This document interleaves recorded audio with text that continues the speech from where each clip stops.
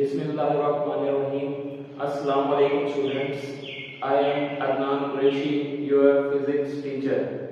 तो आपको जैसे कि पता है कि हमारा फर्स्ट ईयर फिजिक्स का चैप्टर नंबर 1 चल रहा है और चैप्टर नंबर 1 के अंदर आज हमारा लेक्चर नंबर 3 है और इस लेक्चर नंबर 3 के अंदर हमारा जो टॉपिक है वो है इंटरनेशनल सिस्टम ऑफ यूनिट्स।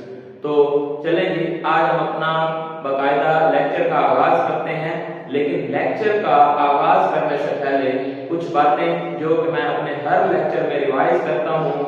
आपने जब भी मेरा लेक्चर देखना है तो आपने मेरे लेक्चर को, वीडियो को लैंडस्केप में कर लेना है और मोबाइल की ब्राइटनेस को फुल कर लेना है और स्क्रीन के ऊपर साइड में 3 डॉट ऑप्शन होगा, उस 3 डॉट ऑप्शन पे क्लिक करके मिनिमम रेजोल्यूशन 720 कर लेनी है।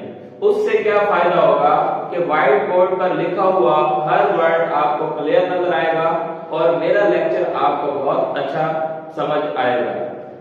उसके बाद हमेशा की तरह यही रिक्वेस्ट कि वीडियो को आपने कंप्लीट देखना है और मेरे चैनल को सब्सक्राइब कर लेना और अगर आपको मेरी वीडियो अच्छी लगे तो इसको लाइक भी जरूर करना है और इस नॉलेज को दूसरों तक पहुंचाने के लिए आपने इसको जरूर शेयर करना है ताकि वो स्टूडेंट्स जो किसी भी वजह से एकेडमी की फी अफोर्ड नहीं कर सकते या उनका किसी भी एकेडमी या कॉलेज में आने जाने का मसला है तो वो ये लेक्चर सुन के अपना इससे फायदा उठा सकें और अपनी फिजिक्स की तैयारी घर बैठकर कर सकें। तो चलें जी, हम अब बाकायदा अपने लेक्चर का आगाज करते हैं और अपना तीसरा लेक्चर स्टार्ट करते हैं जिसका नाम है इंटरनेशनल सिस्टम ऑफ यूनिट्स।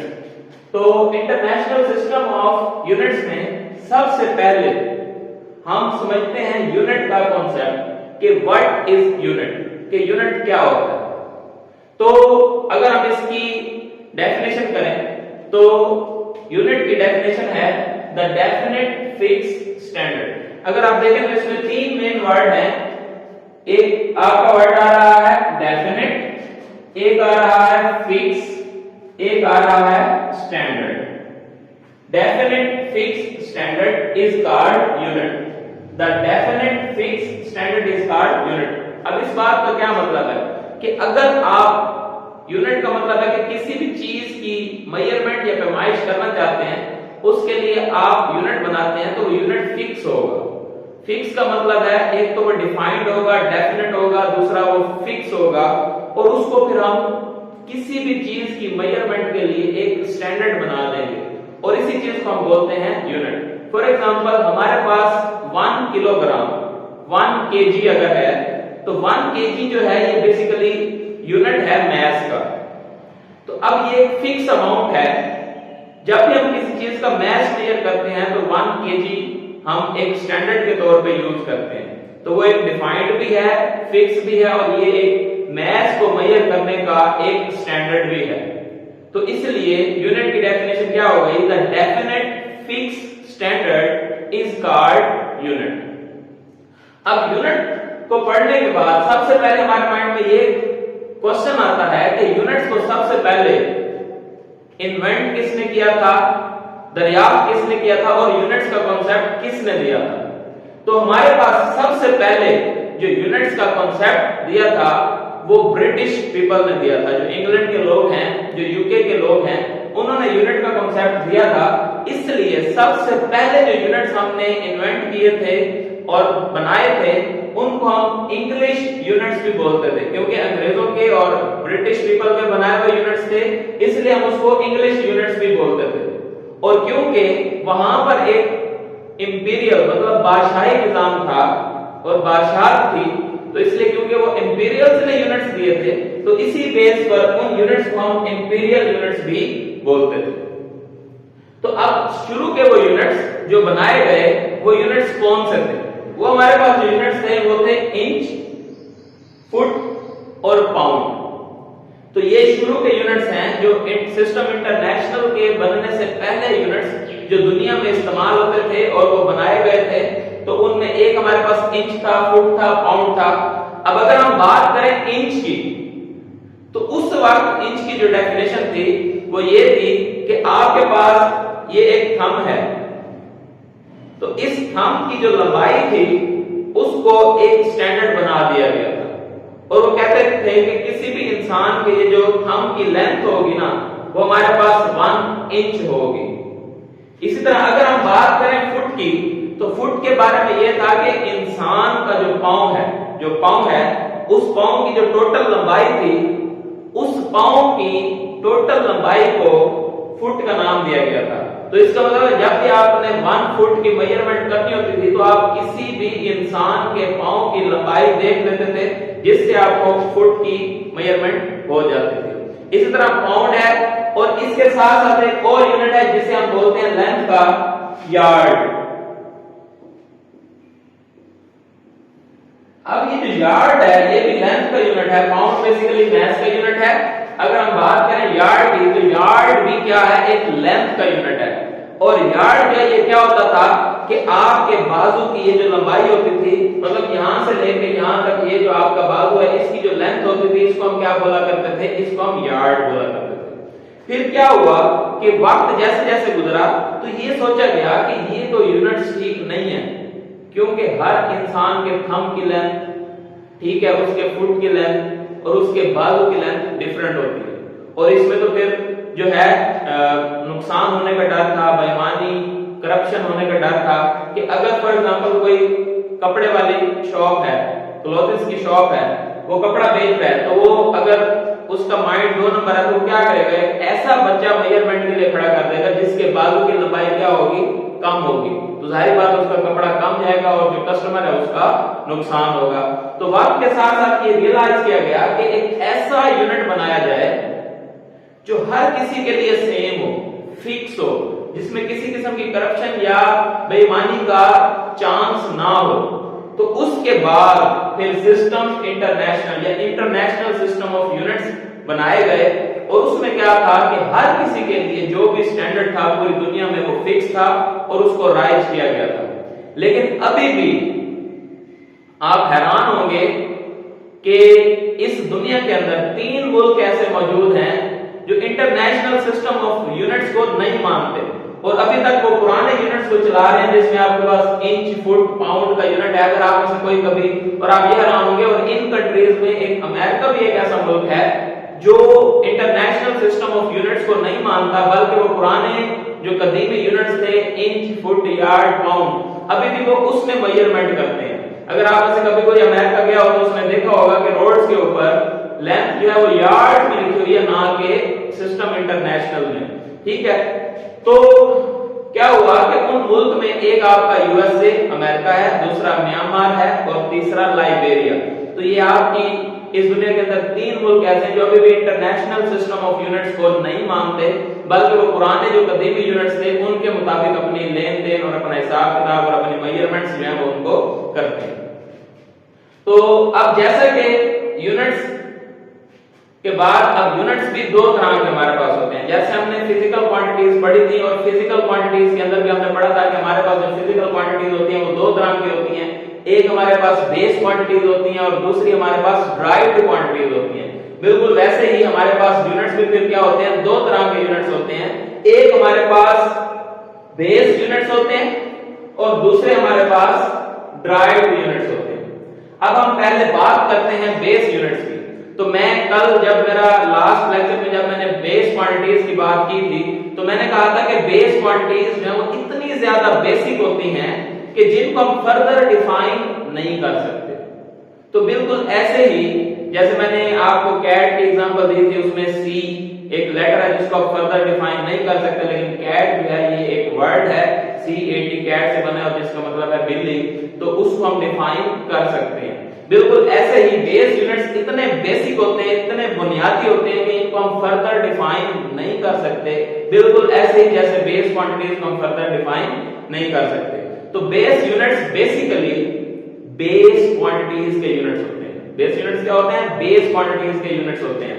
तो हम सिंपल अगर बेस यूनिट्स की डेफिनेशन करने लगते हैं तो हम सिंपली बोल सकते हैं units of base quantities are called base units.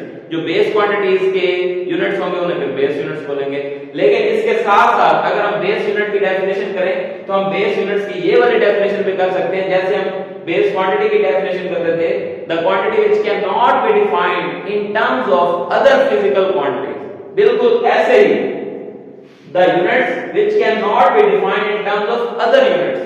तो बेस यूनिट्स ऐसे यूनिट्स होते हैं जिनको दूसरे या अदर यूनिट्स की टर्म में या अदर यूनिट्स की मदद से हम उनको एक्सप्लेन नहीं कर सकते, बयान नहीं कर सकते, वो इतने बेसिक होते हैं कि वो अपनी तारीफ खुद होते हैं। तो क्या है, base units are the units which can not be defined in terms of other units.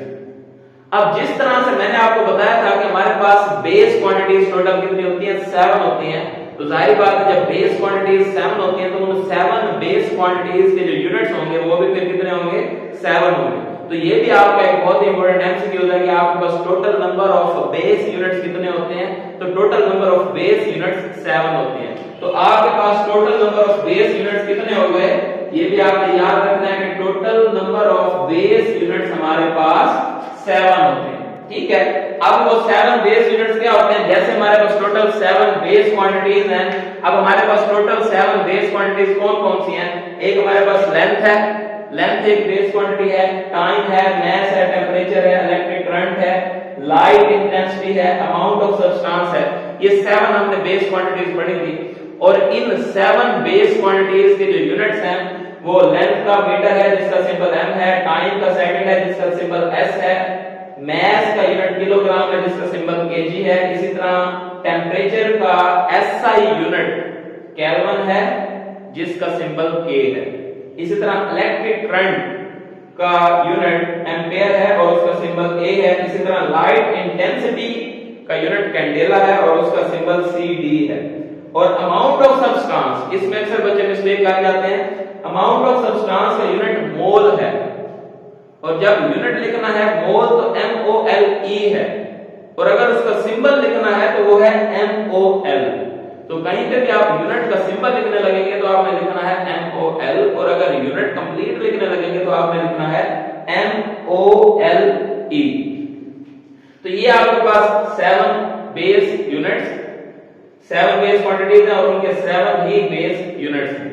अब इसमें एक बहुत ही इंपॉर्टेंट क्वेश्चन है जो अक्सर बच्चों के माइंड में आता है, तो मैं आपको उस क्वेश्चन का आंसर भी बता दूंगा। अब आपके माइंड में ये क्वेश्चन आएगा कि सर मीटर को हमने अकेला लिखा, सेकंड को हमने अकेला लिखा, केल्विन को अकेला लिखा, जितनी भी क्वांटिटीज हैं उनके यूनिट्स को हमने अकेला लिखा, लेकिन अगर हम बात करें मास की तो मास के यूनिट को हमने सिंपल अकेला ग्राम नहीं लिखा बल्कि उसको हमने किलोग्राम लिखा है। दूसरे अल्फाज में उसके साथ ग्राम के साथ हमने एक प्रीफिक्स केल्विन लगाया। अब बाकियों के साथ हमने प्रीफिक्स क्यों नहीं लगाया और ग्राम के साथ हमने के किलो, जो किलो प्रीफिक्स है वो हमने लगाया है, तो वो किलो प्रीफिक्स हमने क्यों लगाया, तो इसका आंसर हम समझते हैं कि जब भी ये SI यूनिट्स बनाए गए तो SI यूनिट्स बनाते वक्त ह्यूमन स्केल का ख्याल रखा गया। ऐसी चीज जो इंसान के लिए हैंडल करना, इंसान की अप्रोच में आसानी से आ जाए, उसके मुताबिक स्टैंडर्ड सेट किए गए, उसके मुताबिक यूनिट्स बनाए गए। अब फॉर एग्जांपल मैं बात करता हूं मीटर की, तो मीटर जो इंसान की जो हाइट है ना वो भी मीटर के लगभग होती है, मीटर से थोड़ी सी कम होगी, मीटर से थोड़ी सी ज्यादा होगी, तो ह्यूमन स्केल के इक्वल हमने स्टैंडर्ड चूज किया। अगर हम बात करें सेकंड की तो ये टाइम का यूनिट है सेकंड। अब ये सेकंड वक्त का वो कम से कम दुरानिया, वो कम से कम लम्हा है जो इंसानी दिमाग पिक कर सकता है, जितनी देर के लिए इंसानी दिमाग सोच सकता है। अगर सेकंड से छोटा हम करेंगे मिली सेकंड, नैनो सेकंड, वो इतना तेज वक्त का लम्हा होता है जिसको एक इंसानी दिमाग अपने अंदर प्रोसेस नहीं कर सकता। तो क्या है कि जब भी हमने यूनिट्स बनाए तो यूनिट्स को स्टैंडर्ड बनाते वक्त हमने ह्यूमन स्केल का ख्याल रखा।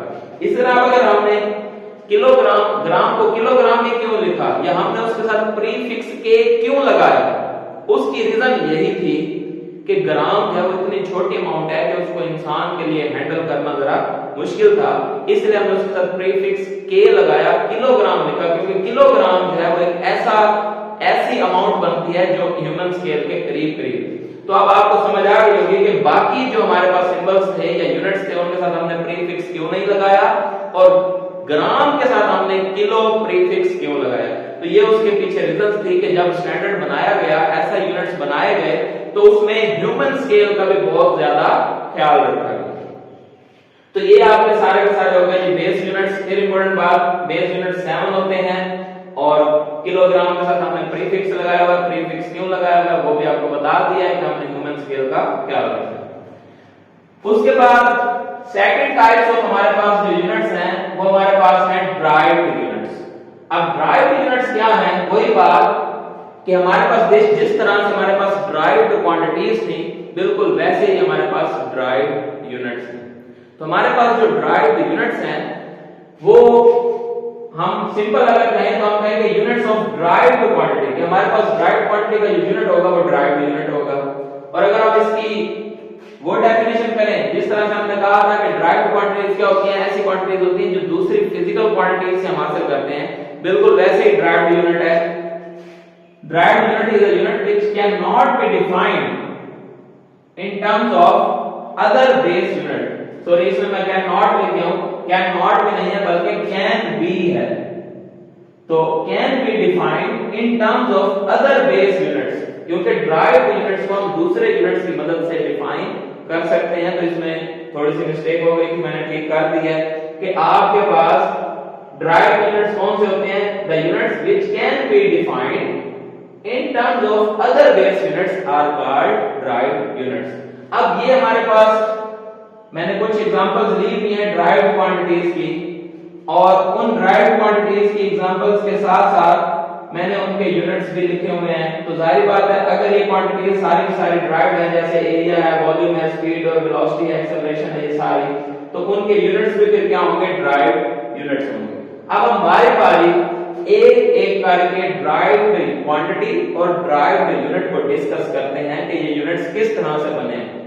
अगर हम बात करें एरिया की, तो एरिया जो है उसका हमारे पास फार्मूला होता है लेंथ इनटू विड्थ। तो एरिया जो है उसका फार्मूला होता है लेंथ इनटू विड्थ। तो लेंथ भी एक लंबाई है जिसका यूनिट मीटर है, विड्थ भी एक लंबाई है जिसका यूनिट मीटर है। तो मीटर इनटू मीटर क्या बन जाता है, मीटर स्क्वायर बन जाता है। तो हमारे पास अब एरिया का यूनिट कैसे बना, क्योंकि ये लेंथ इनटू विड्थ होती है, मीटर इनटू मीटर, मीटर का स्क्वायर। तो एरिया का यूनिट होता है मीटर। तो ये दो बेस यूनिट्स के मिलने से बना है, इसलिए हम बोलेंगे ड्राइव्ड। फिर अगर हम बात करें वॉल्यूम की, तो वॉल्यूम जो है ये length multiplied by width multiplied by height. तो ये तीन लंबाइयों की प्रोडक्ट है। तो इसका यूनिट भी मीटर, इसका यूनिट भी मीटर, इसका यूनिट भी मीटर। तो metre into metre into metre, तो ये क्या हो जाएगा, मीटर क्यूब हो जाएगा। तो ये भी इस तरह से तीन लंबाइयों के बेस यूनिट्स के मिलने से बना है, जिसको मीटर क्यूब बोलेंगे। और ये अब हमारे पास क्या है, एक ड्राइव्ड यूनिट। उसके बाद हमारे पास आ जाती है स्पीड। स्पीड और वेलोसिटी इन दोनों का यूनिट सेम होता है। और स्पीड हमारे पास क्या होती है, डिस्टेंस ओवर टाइम। डिस्टेंस एक लेंथ है तो उसका यूनिट मीटर होता है, टाइम का यूनिट सेकंड होता है, तो मीटर ओवर सेकंड, इसको हम पढ़ते हैं मीटर पर सेकंड या मीटर सेकंड इनवर्स। तो ये मीटर सेकंड इनवर्स और मीटर पर सेकंड, जैसे आपको ठीक लगे ऐसे लिख लें या ऐसे लिख लें। अच्छा, इसी तरह हमारे पास एक्सेलरेशन है। अब एक्सेलरेशन बेसिकली एक्सेलरेशन भी हो सकता है और ग्रेविटेशनल एक्सेलरेशन भी हो सकता है। ये लोग बात आप लोग 9th 10th में पढ़ आए हैं कि जब किसी चीज के ऊपर फोर्स लगे तो उसमें एक्सेलरेशन पैदा होता है। अगर उसके ऊपर सिंपल फोर्स लगे तो एक्सेलरेशन होगा। अगर उसके ऊपर ग्रेविटेशनल फोर्स मतलब जमीन की फोर्स ऑफ ग्रेविटी लगे और उसको अपनी तरफ अट्रैक्ट करे या रिपेल करे, तो उस सूरत में उसमें जो एक्सेलरेशन पैदा होता है उसे हम बोलते हैं ग्रेविटेशनल एक्सेलरेशन। तो बेशक एक्सेलरेशन हो या ग्रेविटेशनल एक्सेलरेशन हो, इन दोनों के जो यूनिट्स हैं वो क्या है, हमारे पास सेम है। तो एक्सेलरेशन क्या होता है, change in velocity over time. अब यहाँ पे जो चेंज इन वेलोसिटी है ये हमने ऊपर ड्राइव किया है, इसका यूनिट चेंज इन वेलोसिटी का यूनिट होता है मीटर पर सेकंड या मीटर सेकंड इनवर्स, और फिर टाइम का एक सेकंड। तो ये सेकंड के ऊपर जाके इनवर्स हो जाएगा, तो metre second inverse into second inverse, तो ये हो जाएगा सेकंड इनवर्स का स्क्वायर। तो मीटर पर सेकंड स्क्वायर भी इसको बोलते हैं और मीटर सेकंड इनवर्स का स्क्वायर भी इसको बोलते हैं। उसके बाद हमारे पास फोर्स। अच्छा, ये बता दो फोर्स हो, टेंशन हो या वेट हो, ये तीनों सेम चीजें हैं। और इनके यूनिट्स भी सेम है। फॉर एग्जांपल अगर हम बात करें फोर्स की, तो जैसे फॉर एग्जांपल कोई एक धागा है, उसको आप स्ट्रेच करते हो तो उसके ऊपर फोर्स लगाते हो तो उसमें टेंशन प्रोड्यूस होती है, तो वो टेंशन भी बेसिकली फोर्स होती है। अगर ये वैसे पड़ा है तो मैस है, अगर इसको ऊपर से लीव करूं नीचे जाएगा तो फोर्स लग रही है, तो ये वेट बन जाता है, तो वेट भी बेसिकली ये फोर्स है। तो कहीं पे अगर फोर्स हो, टेंशन हो या वेट हो, ये तीनों सेम ही चीजें हैं और इनका यूनिट भी क्या है, सेम है। तो हम बात करते हैं फोर्स की, तो फोर्स क्या होता है, ma, mass into acceleration। तो mass का यूनिट क्या होता है, किलोग्राम, और एक्सेलरेशन का भी ऊपर ड्राइव का मीटर पर सेकंड स्क्वायर या मीटर सेकंड इनवर्स का स्क्वायर। तो यही यूनिट हमारा टेंशन का भी होगा और यही यूनिट हमारा वर्क का भी, वेट का भी होगा। तो हमारे पास इसको हम क्या बोलते हैं, किलोग्राम मीटर सेकंड इनवर्स का स्क्वायर, और इसी चीज को हम कहते हैं कि ये एक न्यूटन है, क्योंकि फोर्स का कांसेप्ट दिया न्यूटन ने दिया था, तो इसी पूरे यूनिट को हम न्यूटन भी बोलते हैं। कहीं पे न्यूटन लिखा हुआ हो तो ये भी फोर्स का यूनिट है, और कहीं पे किलोग्राम मीटर सेकंड इनवर्स का स्क्वायर लिखा हुआ हो तो इसका मतलब भी वही यूनिट है। बस ये है कि ये बेसिक यूनिट्स की, बेस यूनिट्स की फॉर्म में लिखा हुआ है और ये ओवरऑल ड्राइव्ड यूनिट लिखा हुआ है। तो इसी तरह अगर हम बात करें work, torque, energy, kinetic energy और पोटेंशियल एनर्जी, ये सारी की सारी सेम चीजें हैं और इनके यूनिट्स भी सेम है। तो हम देखते हैं वर्क क्या होता है, फोर्स इनटू डिस्प्लेसमेंट, फोर्स का यूनिट न्यूटन होता है और डिस्प्लेसमेंट एक लेंथ है, इसका यूनिट मीटर होता है। अब फोर्स का यूनिट अभी हम ऊपर ड्राइव कर आए हैं, केजी मीटर सेकंड इनवर्स का स्क्वायर, तो इस फोर्स की जगह मैं ये लिख देता हूं, या फोर्स का वैसे हम अभी पढ़ गए हैं कि न्यूटन भी होता है, तो फोर्स की जगह पे न्यूटन, डी की जगह पे मीटर, न्यूटन मीटर।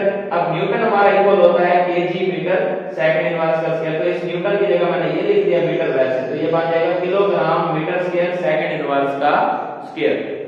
इसी तरह पावर, अब पावर जो है ये होती है वर्क ओवर टाइम। अब वर्क का एक तो यूनिट जूल होता है और ये वर्क का यूनिट जूल भी है, और ऊपर जो हमने ड्राइव किया था ना न्यूटन मीटर या केजी मीटर स्क्वायर पर सेकंड स्क्वायर, तो इसी को हम जूल भी बोलते हैं। तो यही चीज हमारी जो है जूल के इक्वल भी होती है। तो इसलिए हमने जब power equal to work over time लिखा तो वर्क की जगह पे हमने जूल लिख दिया, टाइम की जगह पे सेकंड लिख दिया, तो यही जूल हमारा किसके इक्वल है, केजी मीटर स्क्वायर पर सेकंड स्क्वायर, तो इसकी जगह हमने लिख दिया केजी मीटर स्क्वायर पर सेकंड स्क्वायर और नीचे सेकंड, ये सेकंड ऊपर जाएगा तो ये भी इनवर्स हो जाएगा, हमारे पास बन जाएगा केजी मीटर स्क्वायर पर सेकंड इनवर्स का क्यूब। तो ये जो हमारे पास पावर का यूनिट आया है, इसको अब हम देखें जूल पर सेकंड भी लिख सकते हैं, इसकी जगह हम ये वाला यूनिट भी लिख सकते हैं जो बेस यूनिट्स की फॉर्म में, और इसी चीज को हम वाट भी बोलते हैं, ये 1 वाट के इक्वल भी होता है। तो इसी तरह अगर हम प्रेशर की बात करें तो ये होता है फोर्स पर यूनिट एरिया, फोर्स पर यूनिट न्यूटन, एरिया का मीटर स्क्वायर और ऊपर जाकर मीटर इनवर्स का स्क्वायर। अब न्यूटन हमें पता है KG metre second inverse square के इक्वल होता है, तो न्यूटन की जगह हमने लिख दिया केजी मीटर सेकंड इनवर्स का स्क्वायर और ये मीटर स्क्वायर नीचे चला गया। तो अब मीटर स्क्वायर मीटर से कटेगा तो 1 मीटर ऊपर जाकर इनवर्स हो जाएगा, तो ये हमारे पास यूनिट बन जाएगा KG metre inverse second inverse का स्क्वायर। तो बेसिक यूनिट्स की बात करें तो प्रेशर का ये यूनिट है और यही यूनिट न्यूटन पर मीटर स्क्वायर भी है, बेसिक यूनिट्स में ये यूनिट है और इसको हम फिर ओवरऑल पास्कल भी बोलते हैं।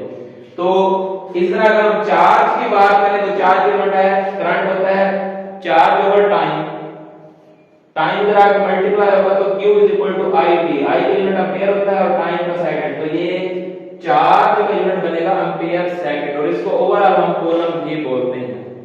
तो अब यहाँ पे एक बड़ी इंपॉर्टेंट बात, तो आपने ये माइंड में रखना है कि केजी मीटर सेकंड इनवर्स का स्क्वायर न्यूटन के इक्वल होता है।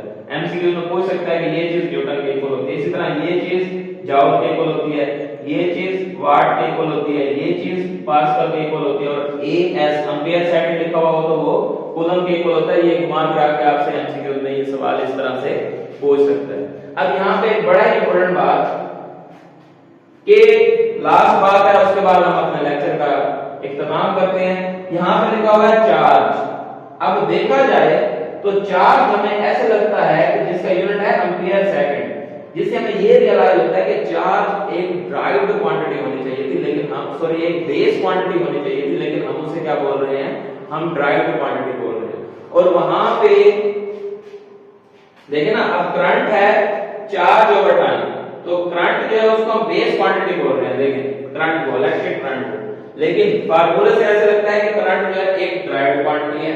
तो करंट को बेसिकली हम बोल रहे हैं बेस क्वांटिटी, लेकिन वो लगती है ड्राइव्ड क्वांटिटी। इस तरह अगर हम चार्ज को बोले तो चार्ज एक बेस क्वांटिटी लगती है, क्योंकि एक बेसिक सी चीज है चार्ज, जो वायर के अंदर मौजूद होता है, जो किसी चीज से ड्राइव नहीं होता।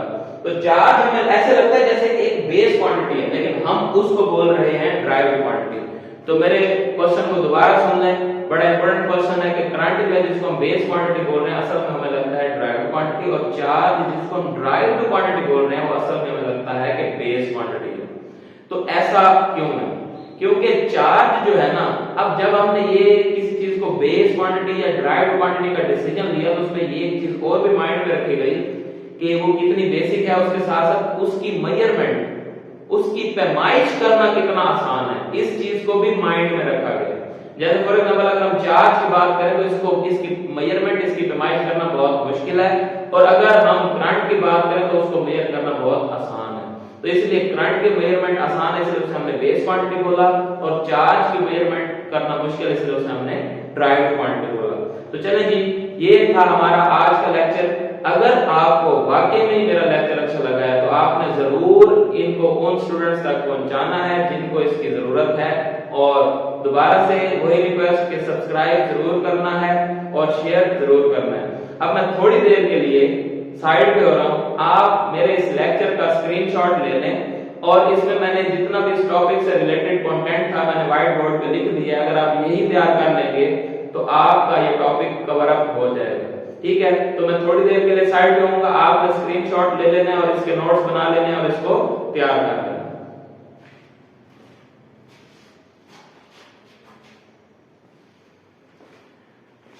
ओके जी, लेक्चर देखने का शुक्रिया, अल्लाह हाफिज।